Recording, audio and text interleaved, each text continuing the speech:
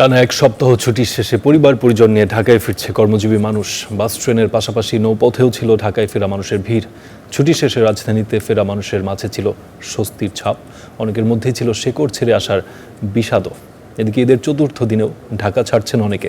বাসের যাত্রীরা দর কষাকষি করে ভ্রমণ করতে পারছেন অর্ধেক ভাড়ায়।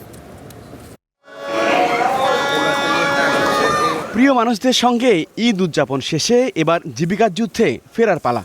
আবারও রাজধানীতে ফিরছে মানুষ।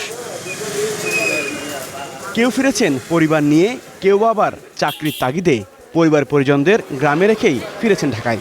আসতে যেতে এবারে কোনো সমস্যাও নেই, খুব ভালোভাবে আসছি, স্মুথলি আসা যাওয়া করছি, কোনো সমস্যাও নেই। অতিরিক্ত ভাড়াও নেওয়া হয় নাই, নির্ধারিত যে ভাড়াটা ছিল সরকার যেটা করেছিল ওই ভাড়াটা আমাদেরকে হাতিয়ে নেওয়া হয়েছে।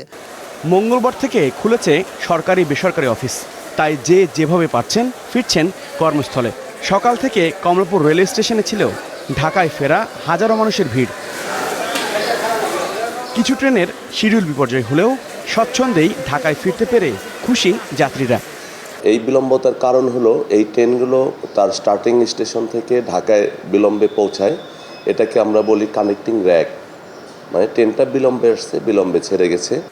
এদিকে ঈদের চতুর্থ দিনে ঢাকা থেকে বাড়ি যাওয়া যাত্রীও কম ছিল না। যারা নানা কারণে ঈদের ছুটি পাননি তারা এবার নেমেছেন বাড়ির পথে। তাই এলো ইনোভার, যেন আপনি লাইফে থাকেন রেডি প্রতিদিন।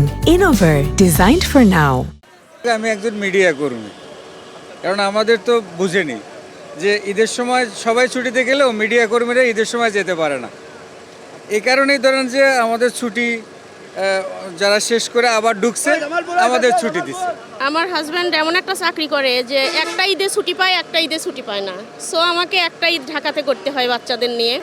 তবে ঢাকা থেকে বিভিন্ন গন্তব্যে যাওয়া বাসগুলো এখন ভুগছে যাত্রী সংকটে, আর এই সুযোগটা নিচ্ছেন অনেক যাত্রী। চালকদের সঙ্গে দর কষাকষি করে অনেকে যাচ্ছেন অর্ধেক ভাড়ায়।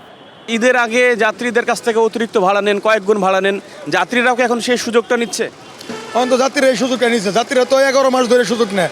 আমরা এক মাসে 50 টাকা দাবি করি বেশি ঈদ বোনাস, আর ওনারা প্রতিদিনই কম দেয়। এখন 320 টাকা চারের ভাড়া সরকারি মামিসিংয়ের, এখন ভাড়া দেয় 150 টাকা। 26শে মার্চের ছুটি শেষে শনিবার থেকে লাখো মানুষের ঢল নামবে ঢাকায়। তখন রাজধানী পরিণত হবে তার চিরচেনা যানজটের শহরে। হাবিবুর রহমান অভি, স্টার নিউজ, ঢাকা।